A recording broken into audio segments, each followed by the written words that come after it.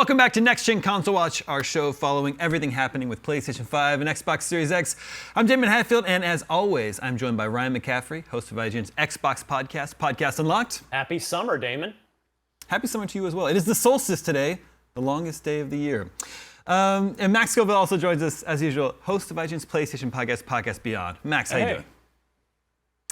And so we are on the backside of the bulk of the big summer of gaming announcements that were all last week. We even got Nintendo today, so we know a lot. We basically have a roadmap of all the big next-gen games that are coming up. And yes, of course, I realize that all these games are coming to current-gen consoles, but this show is called Next Gen Console Watch. We are stuck in that nomenclature, so we're gonna stick with that. So let's look at all these upcoming next-gen games and try to parse out which ones actually look like they're next-gen, like they're taking full advantage of both the PlayStation 5 and Xbox Series X. So the first one on the horizon is EXO Primal from Capcom. Maybe Earth Defense Force with dinosaurs. I don't know. Max, when you look at this, you say, wow, this is next-gen. No, Next not level. so much, you know, and it is cross-gen. It feels very much Earth Defense Force with maybe, you know, graphics tightened up a little bit. You know, it's more about, I feel like, quantity over quality in terms of stuff on the screen. And it doesn't look particularly bad, but nothing about it is really blowing me away. Yeah. There are swarms of dinosaurs, but there's no damage simulation, so you just shoot them and then they flash and disappear. I don't know. I'd be more interested if it had something like Dead Island 2's, like, gore dino mutilation system, and at the end of the match, the whole streets are just littered with dinosaur viscera. I feel like that would be weirdly jarring because everything in there looks kind of like overly stylized and almost cartoony in how kind of just video gamey it is. And if you just added like real dinosaur viscera, that would be weirdly jarring. Yeah, I don't know. I don't know. I like it. Still waiting for my dinosaur viscera game. Ryan, the game Immortals of AVM recently got delayed by just a little bit, and that one you've gotten some hands-on time with. It is running on Unreal Engine 5. Yes. Yeah, definitely next gen. Only coming out on Series X, Series S, PS5, and PC. Yeah, it looks really good. Playing it for a few hours, previews up on IGN. I really enjoyed this. It really feels like a spiritual successor to Hexen to me, which dates me, I know, but in hopefully a good way because I love Hexen. And Phil Spencer was wearing the Hexen shirt on at the right. Xbox showcase, so it's relevant again. But anyway, yeah, Immortals of AVM definitely looks really good. The in-engine cutscenes, which it sort of goes seamlessly between gameplay and those in-engine cutscenes, the characters look amazing. I wish the dialogue was amazing. It's not based on what I played, but yeah, visually. If you're looking for just something to show your friends and say, hey, look what my PS5 or Series X can do, you could do a lot worse than Immortals of AVM, which, yeah, as you mentioned, Damon, is now, unfortunately for them, pushed out to August. I feel bad for them. I mean, I applaud any developer who wants to take more time to deliver the most polished game they can. You know, you only get one chance to make a first impression. It's a new universe, new IP. But man, July was just such a perfect window for them being a new thing, and now August they're kind of right into the hellfire of the fall this year. Yeah, it's true. Now, what about Armored Core 6? FromSoft, obviously, a beloved developer. I loved Elden Ring, and that was, I'd say that's a hauntingly beautiful game. What I've seen about Armored Core 6 in gameplay doesn't look super impressive to me. I think that the environments don't look particularly great. I don't know. How about both of you? So I think FromSoft always has like a tiny bit of rough around the edges. Like there's always a little bit of just kind of like they prioritize gameplay, and that's by no means a bad thing. I think that's what people love about their games. But even at their most polished, it feels like there's it's almost like they put more detail into more little things. And it's sort of what I was saying about EXO Primal. It's quantity over quality, but not in a bad way. In this case, I feel like there's an immensely just immaculate art direction in every little nook and cranny. If you like stop and look closely at like a table or something in Elden Ring, and then just comprehend the sheer scale of that. That said, Armored Core is tricky because like it's big mechs, and this is my issue with mech stuff in general is that when you have so much mech stuff and so many mechanical things, you don't really have any frame of reference for where humans fit in this universe, It's also, I mean, if they're focusing on like sort of fast-paced action combat, I imagine they're not really going for making the mechs look like, cars in Forza or something like that. Yeah, I had a chance to see this one behind closed doors at the Summer Game Fest event a couple weeks ago now. And that was, my immediate first impression was, oh, right, this is coming out on PS4 and Xbox One. It looks like a PS4 and Xbox One game. So, like Max said, they're prioritizing a locked 60 frames per second. They want the fast, smooth action. But yeah, this one definitely is not gonna be straining the GPU, visually speaking, in your Series X or PS5. Sure. Now, Ryan, what about the big one, Starfield? A whole different kind of beautiful. Because I know there's this whole discourse now over 30 frames a second, 60 frames a second. So it's 30 on Series X. I played it. It feels like Todd Howard and Bethesda Game Studios' other games have felt on console, which is 30 frames per second. It just, and maybe was acceptable to you and it no longer is, or maybe it still is. For me, it didn't impede my ability to interact with the world and have a good time. I mean, sure, would 60 frames be nice? Obviously. But with the scale and the scope that they're doing, there is nothing in Starfield is shallow based on my hour with it and obviously the 45 minutes of various systems we saw shown up in the Starfield Direct. Everything is deep. I will say the environments look great. The characters still kind of have that Bethesda. Look to them, but sort of the bits around them look better. I mean, everybody in Fallout 3, regardless of who or what they were, looked like Lance Henriksen a little bit. A little bit. Yeah. So I mean, this is a step in the right direction. But yeah, the environments look cool as hell, and I do think this is very much a next gen game, even visually speaking. And it's again whether you want to take issue with the frame rate is certainly it's a personal decision. Now, do we know anything about load times in that or loading screens? Because my big issue with Bethesda stuff is regardless of scale or presentation, when you have to have a load from screen indoor to out. Yeah, and it's like if you're getting on and off your spaceship and it's like a big picture of like a astronaut ice cream starts rotating around and gives you. I did go on and off the ship a couple times. I don't remember it being a thing, but I didn't really get to go from inside to out at all because I played from the beginning for a while for like maybe half an hour, and then Todd Howard had me jump around to a couple different saves and just like I was walking around New Atlantis, like the biggest main city in the game, which again, even with tons of NPCs around, still the frame rate was the same. It looks gorgeous.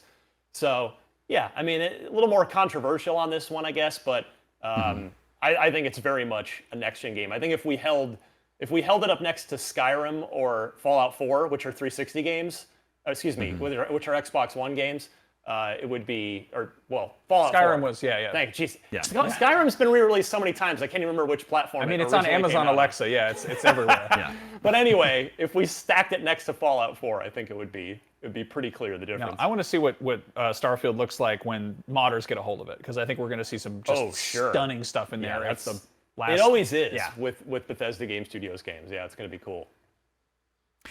Now, Max, how are you feeling about Lies of P? I can't really decide if that looks that. I mean, it looks cool, but it looks better than Bloodborne in that it's not running at 30 frames a second. Like it's definitely a step up in that direction. It's considering it's not FromSoft, it's not a massive publisher like it is. I think it's a South Korean studio. Like they've clearly put a lot of work into it. It's got a lot of polish. I'm kind of jury's out on if this is going to feel like a proper like FromSoft contender or more like Mortal Shell, like kind of a smaller experience. But they put out a pretty beefy demo that I messed around with, and at no point did I stop and think, wow, this doesn't look great, and at no point did I stop and think, wow, this looks great. It's kind of just, it feels like, it's good enough to play. But again, that's one of the games that's sort of gameplay first. It's very pretty. I saw somebody on Twitter complaining that they made Geppetto way too sexy, which is a really odd complaint to level. I don't think that's a sentence that had ever been utilized. No, in that wasn't the word. They used a much more family unfriendly word, but I'm not going to get into that right now. But yeah. Okay, thank you. This is a family-friendly show. Mortal Kombat 1. It's a little bit hard to make that call because Mortal Kombat's such a known quantity. They're not switching up the gameplay that much. There isn't sort of any sort of groundbreaking new features. To my eyes, I think it looks slightly better than Mortal Kombat 11, but that might just be because they're using a brighter color palette than 11 did. Substantially more. I'm with Max on this. Okay. I think it is night and day. I'm the think odd one it's- out here. It's an interesting focus because I feel like the lighter palette does do it a lot of favors in terms of sort of showcasing, how gorgeous it is. It feels like I think the faces and the human side of things, I guess the viscera is as visceral and realistic as it always been, but I feel like they put an emphasis on not so much like realistic graphics for the clothes, but realistic direction. Like I specifically want to call out like the costumes that are using the original roster designs as basis really look like actual costumes. Like they don't just look like video game outfit. Like they seem to have almost a realism to them. The one thing that keeps jumping out to me is specifically the environments, but there's the one bar fight level that has a flat screen TV in the background, and it's just a level of really. Like, it's not a realistic game by a long shot, but it feels like they really put realism in the right corners. Like, Well, I feel that way about the, I believe it's Johnny Cage's mansion. With this pool in the background and, like, the flamingos. bay and, the sort of mountains of what I presume was L.A. in the background. Like, it looks incredible. It is an absolutely one of the most gorgeous fighting game scenes or stages that I've ever seen. All right, I will have to give it another look. I'm the odd one out on that one. Have either of you had eyes on Payday 3? Yep. That's, I mean, I know that's a game people have been waiting for a while. It's that tricky kind of double-edged sword because people sunk so much time into Payday 2 that got a ton of DLC and expansions. And it's that kind of thing. It's like, do you really want to try to lure that player base over to a new thing entirely? And supposedly their deal here is that the whole thing has been done in Unreal. They've got a giant, I think it's somewhat open world. They've got like a much larger scale sort of, gameplay hub area, world, whatever you want to call it. But I feel like the actual face value presentation looks kind of janky. But again, that's not the charm. The charm is playing with 3 friends and robbing a bank. Sure. So, Yeah, I agree. Yeah, nothing against the gameplay. Just from what I've seen, you could have told me that was just a PS4 game, and I would believe you. Now, Ryan, Forza Motorsport should be looking pretty next gen. And it does. I had a behind closed doors demo of it, and which actually we have a gameplay video on IGN now. It's the series has always set a pretty high bar in the visual department. Racing games generally, at least the best ones generally do, and this one is no exception. It's been rebuilt for the new Xbox. It is leaving the Xbox One behind. It is all about the Xbox Series and PC, and I mean you've got all the bells and whistles, the ray tracing, the global dynamic illumination, just all the buzzwords thrown at it while still maintaining 4K 60 frames per second. I mean, you wouldn't mistake it for Forza Motorsport 7. Sure. There's just no way. I mean, for a good embarrassing amount of time, I thought that Horizon 5 was Series X exclusive, which it is, but it's not. It's that good looking of a game. But it's absolutely stunning. So I'm dying to get a closer look at Forza Motorsport. And I mean, racing games are always like a really cool kind of tech demo because they are things made out of polygons, covered with a variety of surfaces, moving really, really fast. You have a real life frame of reference. Exactly, yeah. Well. And it's you're never gonna. There's no uncanny valley for cars, right? And if there is, it's probably fun to race around. Now, with Assassin's Creed Mirage, Ubisoft is sort of scaling the series back from the trilogy of Origins, Odyssey, and Valhalla. It's more of the old style of Assassin's Creed game. It's also coming to PS4 and Xbox One, which maybe that's the reason why, to me, it doesn't look particularly impressive. The caveat to that is, maybe I like the Assassin's Creed series. It may be super fun. Just when I look at it, I wasn't really visually blown away. How about you two? Yeah, it didn't knock my socks off, but I'm, like Max was saying, kind of these gameplay first. Every game is gameplay first, but you're subscribing to Assassin's Creed for the gameplay. And for me, I'm full respect to that mega RPG trilogy, those 80+ hour Assassin's Creed games, but I'm really ready to go back to the old school. Like, give me a solid 20-hour, just core tight, stealth infused gameplay loop, old school Assassin's Creed. So I'll be playing regardless of whether or not it's utilizing all 10 teraflops of my Series X. Yeah, I feel like Ubisoft stuff it comes out with such a sort of steady cadence that whenever it pushes the bar forward so slowly. Like if you look at, I'm sure if you do a side-by-side between, every iteration of like the Far Cry series, you're going to notice a pretty, steady upgrade. But, when there's sort of a year of downtime, 2 years of downtime between the two, it's, less of a thing to get excited about. I mean, I don't see this particular looking substantially different from Valhalla did.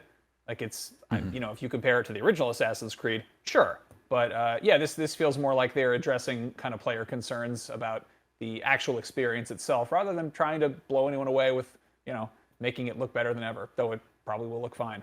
Now, same month as AC Mirage is Lords of the Fallen. It's running on Unreal Engine 5, and I think the environments there are looking very, very pretty. Yeah, if you want to be blown away, this is definitely a game to grab. Another Unreal Engine 5 game, like Immortals of AVM. I think I may have mentioned it on this show before, but I did get a chance to see the game running behind closed doors back at GDC. So that was months ago now, 3-4 months ago. And even then, it looked spectacular.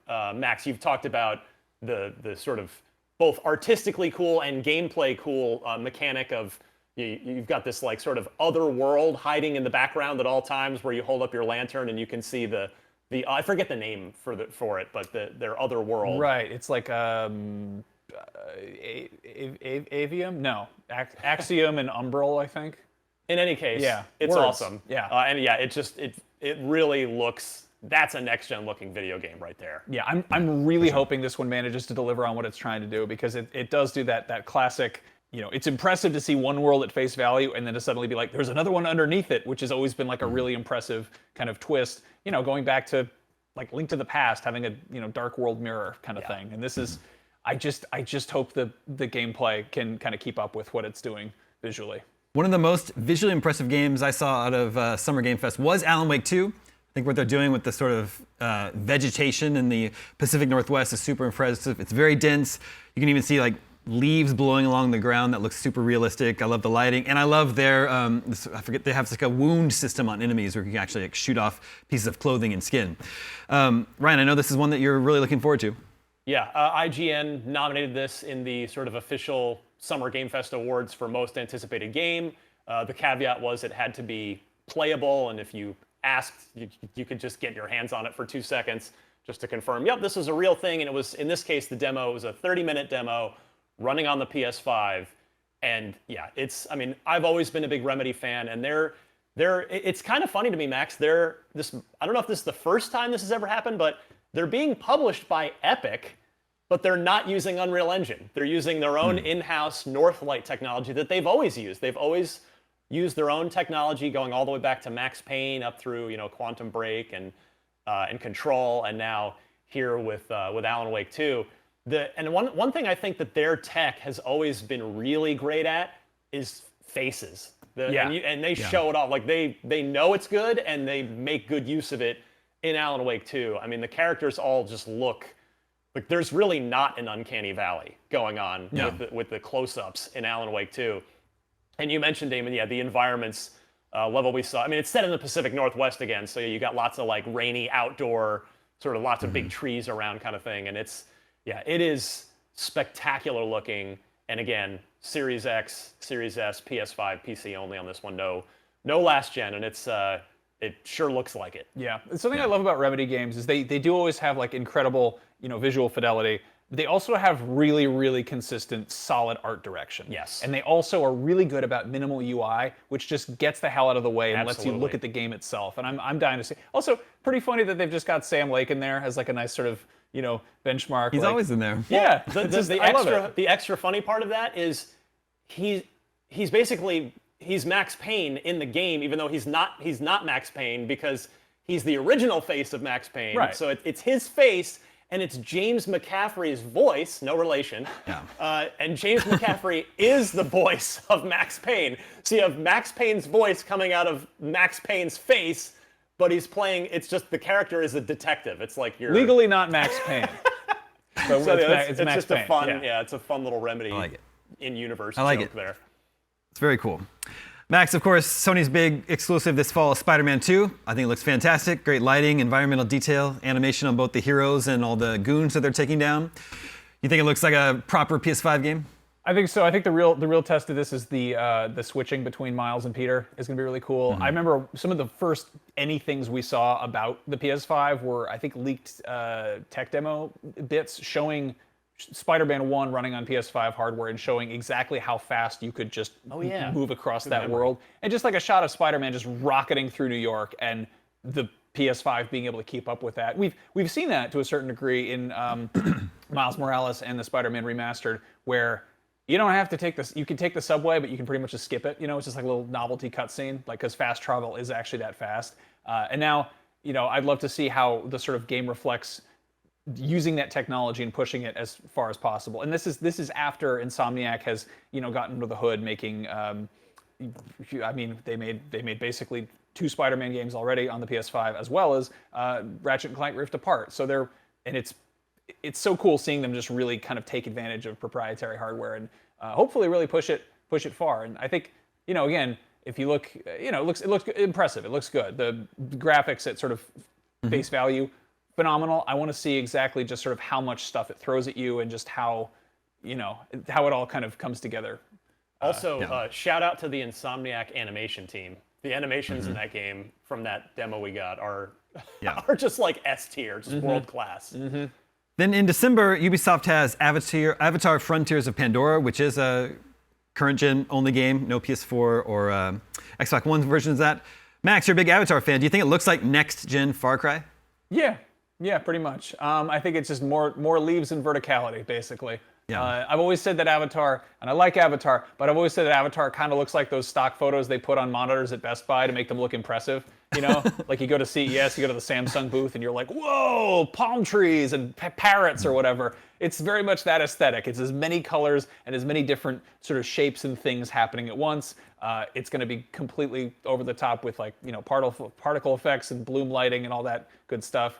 And I think it's also going to be kind of cool to see what it does with I guess draw distance, because it's taking place on this sort of the plains. And speaking to one of the devs a couple weeks ago, they mentioned how there's a lot of just long line of sight stuff. So I think they're really kind of leaning into that sort of Breath of the Wild approach of like making sure there's always something in your immediate field of view to go check out, and kind of hopefully letting you explore and then get curious. But also a lot of palm tree leaves and bright parrot-looking things. But again, it's Ubisoft, so it's kind of going to be, I think, not leaps and bounds ahead. I'm thinking back to sort of, I think it was Far Cry 4 that was the first Far Cry on last gen.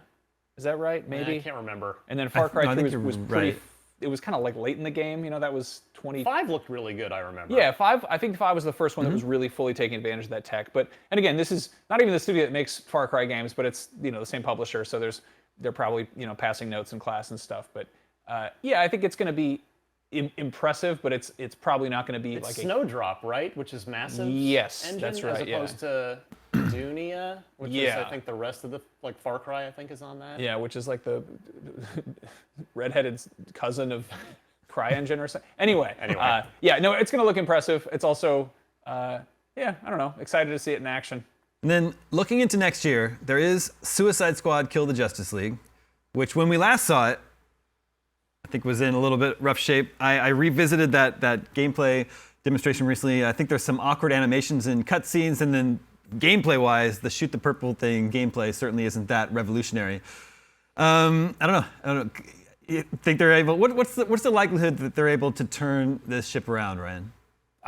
Do we have to talk about this game again? Let's not talk about it. Let's not talk about it. Yeah, I know. It's I just don't have anything great. I don't have anything nice to say about it right now. I hope whenever they decide to show it to us again, after delaying it, that we can see some noticeable improvements. Certainly in the presentation department, but more so in the shoot the purple thing department. Yeah. I mean, I think that the issues people have with it are not so much the presentation as what it's doing, what it's doing under the hood and what the gameplay loop looks like, and what it's doing in relation to the source material, which doesn't really seem particularly interesting. Yeah. I watched the Nintendo Direct, which aired today as we record this, and I had a big smile on my face when I saw the Arkham trilogy coming to Switch, and looking pretty good for a Switch game, and that was more smiling than I'd done at the other Rocksteady game that we're expecting soon. So yeah. The last game I wanted to mention is my favorite game coming out of Summer Game Fest, which was Star Wars Outlaws, also from Ubisoft. And this one is looking super, super impressive, both visually and just sort of the whole idea of the game to me. And you can, of course, seamlessly get in a ship, blast off from a planet, go into space, go into hyperspeed, and then enter the orbit of another planet and land again. Max, you feeling this looks like it's going to be taking full advantage of current gen hardware? I will play this game. I will probably enjoy this game. I'm looking forward to this game. That said, I am completely taking what they showed with a grain of salt because Ubisoft has a pretty decent track record of showing really, really cool demos that are gameplay, and then the final game actually comes out and everything looks a little bit less impressive than what was initially showed off, specifically calling out the debut of Watch Dogs, yeah, and and The Division, yeah, both of which were like just stunning, and then the final games were just, they not quite as impressive, Beyond Good and Evil 2, which I don't. It's never coming out. Never coming out. Maybe this is Beyond Good and Evil 2. Maybe this is what that turned into. I mean, that wouldn't surprise me that much if if they were borrowing some of the spaceship tech and the sort of grand scale galactic traveling, animal people nonsense. Are we going to end this segment without talking about Fable? That's also controversial, I think.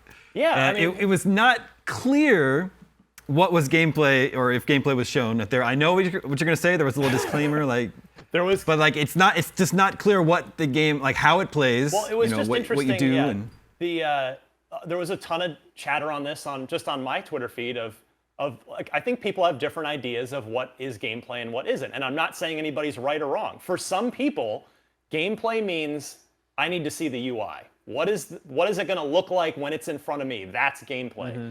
And for other people, if it's the UI's off, but you're seeing the same stuff that you'll see on the screen, that's gameplay. And this was captured off of Series X. The folks at Playground confirmed that after the fact.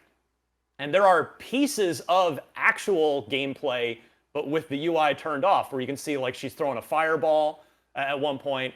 And the thing is, this game's running on Forza tech. We talked about Forza Motorsport earlier. Forza tech is shared. It's a shared tech pipeline between Turn 10 and Playground. And this is the first time that it's ever done something besides cars. And if Fable is going to be any indication, we're going to wish they'd been doing non-car stuff with it longer, because it is absolutely stunning looking. And just the environments look great, the characters look great. So I know there's going to be a lot of angry comments at me probably just on this, but there are pieces of that that is in-engine stuff, and there are pieces of it where you can see it's actual gameplay. I'm so sort of flip side of the worry about Ubisoft showing something too impressive. I've seen what Forza tech looks like. I've seen what those games look like. Yeah. Forza Horizon 5 is just stunning to look at. And I don't care about cars. I don't care about racing games. I sunk 150 hours into Horizon 5. And that's so if Playground Games is able to take something I'm not interested in and make me that interested in, make that fun of an experience, that it sucked me in like that, I'm dying to see what they do with silly fantasy, which is what Fable's trying to do. Yeah. I'm extremely excited. And again, to your point, it's hard to believe something is gameplay when it's not clearly presented as a sustained clip of gameplay happening. Yeah, and that's fair, but also, Playground, you mentioned their track record is actually impeccable from not just from a gameplay perspective, but from a technology perspective. They don't even use tracks. You go off the track, you drive through a brick wall, go off a jump, you go do to a what volcano. you want, and it's all good. It's a fun time. Yeah. I mean, Fable's 2025 probably. It's definitely not 2024. So we'll have plenty more chances to talk about gameplay with Fable. Well, then maybe we should talk about one more 2024 game, which could be Avowed. I think that was a game that some people were a little bit disappointed in how it looked, and they felt like maybe it didn't look like. I heard some people saying it didn't look like the original teaser trailer, but the original teaser trailer was so little, I don't know. Does the visual state of Avowed worry you, Ryan? No, but I completely respect and understand people that are having a bit of a kind of a moment after, because we did go back and look at the original trailer for Avowed, which of course it wasn't gameplay, it was purely CG cinematic. It didn't claim to be gameplay, but the actual the art direction has changed. It's not just that it's it looks worse, or it's just that it's a different looking game, and it's not the original trailer had this very sort of dark, more almost more Skyrim-y look to it. And now the Avowed gameplay trailer that we were given is a little bit more colorful, a little more just I don't know, just different. But so it's, and some people may like it better. Some people may like it not as much, and either one's totally fine. But yeah, there was sort of an understandable like double take that people did when we got that most recent Avowed trailer at the showcase. Yeah, this was a lot of gameplay in the conventional sense, and I was sort of immediately turned off. This is Obsidian, right? Indeed, yeah. Yeah. Who has a great track record. Yeah, and I'm thinking people are sort of looking at this and being like, okay, what's the New Vegas to Skyrim's Fallout 3? What does it look like when this studio takes on, a first-person open-world RPG like that? And yeah, the reveal trailer, I think that was, it was all from a first-person perspective, which sort of implies gameplay, and I think really set high expectations. And then seeing the actual gameplay in action, which was a pretty, broad, selection. Like it showed a lot of variety. It wasn't just like a small, vertical slice. But none of it really kind of wowed or impressed me. And again, it's this weird problem where I think they could have done themselves a lot of favors by going a little more stylized. Like I thought, I would agree with you. Yeah, Outer Worlds was I think great because it had this very campy, colorful, kind of almost cartoony aesthetic, and I think that Avowed seems like it's veering in that kind of direction, but not having the same appeal. Yeah, not a single game in the Xbox, at least not a single first-party game in the Xbox showcase is coming to Xbox One. They are all on the new gen. They're all next-gen games, and if you were to rank the games in the Xbox showcase, first-party games by in order of most gorgeous to on down, Avowed would not be super high on that list. Probably, you had a Hellblade 2 looking great, Unreal Engine 5. You had Fable.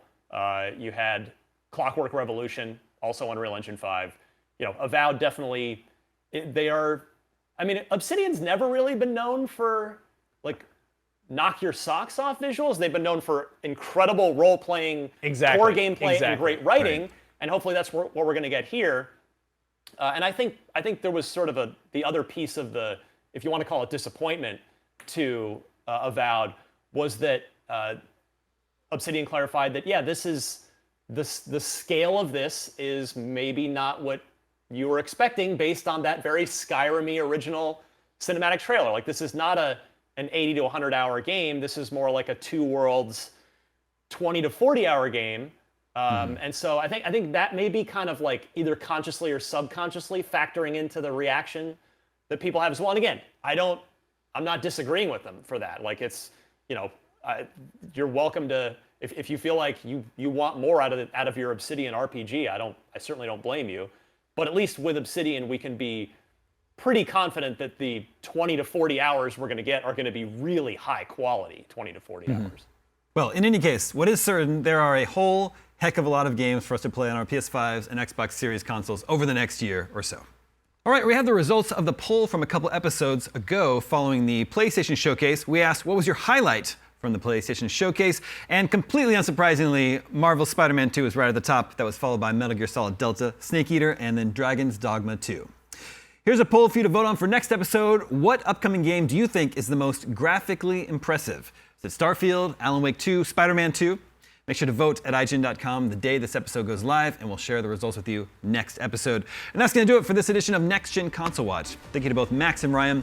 Thank you to everyone working behind the scenes in both our LA and San Francisco studios to make this episode possible. My name is Damon. We'll be back next week with more PlayStation 5 and Xbox Series X news. We'll see you then.